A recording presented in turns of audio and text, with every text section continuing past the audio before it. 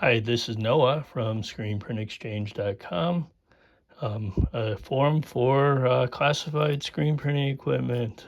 So we're going to take apart these Diamondback side clamps because I no longer need them. I'll keep the cylinders for customers, and I'll show you how things work on these by taking it apart and showing you the features on them. So this one was for a smaller Diamondback, I believe. So you got your air fittings. Just take those off and go from there. Things I like and things I don't like, I'll tell you about. You can learn from me taking things apart, I guess. I don't really like taking apart these machines because that's how I made my money, was buying and selling these machines. So, but it's a mixed bag and time to move on. So you have your manual clamp in case, well, they're good because when you have a run that runs overtime and you need to do the same print the next day, you use these so you don't lose registration. So I'm not a big fan of these bars because over time they start falling off. You see it all over the place on M&R equipment. So I wish they'd have a better attachment point. And I'll show you how they attach if I can get it off. So a lot of people don't know how to put these plastic feet in or take them off. I mean, some people probably just rip them off here, but that's not the way to do it. So you just unscrew it. Let's see if I have enough grip strength to do it. Yeah, it gets harder. So here it is. It's just a press fit. See, and you got this knob here and it pushes in.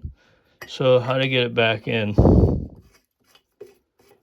And this works for all M&R presses and American and AWT. So what you got to do is, I loosen a lot of things so this would go faster. So you line up the plastic foot or leveling foot in the hole where this little, see that, and then you screw it in. It has to be lined right, and it'll pop. So it popped. You see now the footing's on. That's the easy way of doing it. So we're just going to take it off.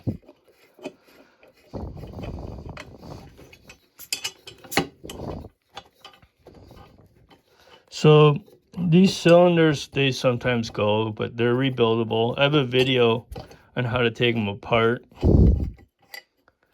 real easily.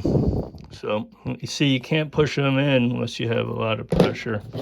So it's not that much fun to take these screws out right here. They're Loctite. They put Loctite on them, and there's like a million threads at a bad angle.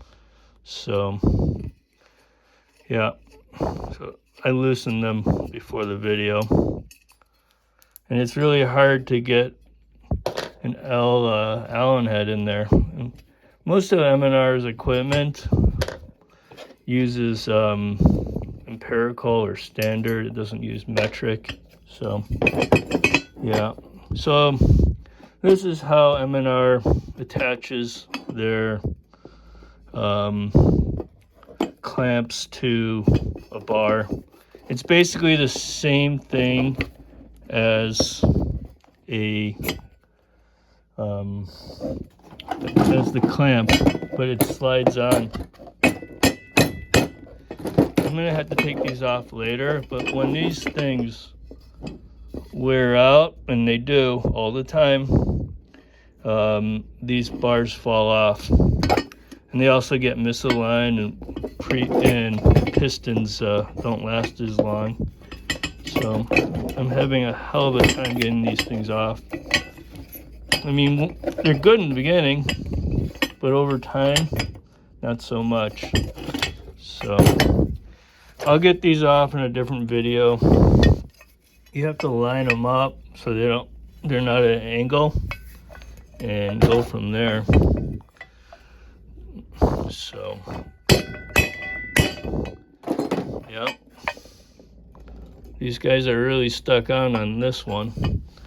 So these cylinders are available for sale if you want. I have a bunch of new ones too. So this is a 5/32 hose. M&R uses very good hose. There's a lot of presses that dry rot real quickly, and theirs it does not. So on this press, it doesn't use aluminum side clamps, and for some reason with the side clamps, the printheads are so heavy compared to like a Sportsman, because they're using more steel. Steel's less expensive to use, because Diamondback's more of a beginner's press at the time this was made. Now they make them much better, AC print heads and servo drive, and it just depends if you want a Sportsman or you want a Diamondback. Diamondback has side clamps, and Sportsman's front to back. Most people like front to back. I think side clamps are more like a European machine. But it's your preference on what you like. I prefer the Sportsman or Challenger or Gauntlet, whatever. So I taught you how to do it, how to put this clamp back on. Most people don't use them, and typically you have to replace these when threads get smaller and smaller over time. And you could actually grease these, but with all the lint and everything, I don't recommend it on a t-shirt press, because you'll just bind everything up. And yeah, and so that's how side clamps work. I wish I can get the sidebar off, but I'll do it next video. Please like, and I'm a member of this channel, and you can post free classifieds on my site. I have a lot of manuals on the site as well. So go to screenprintexchange.com. Thank you.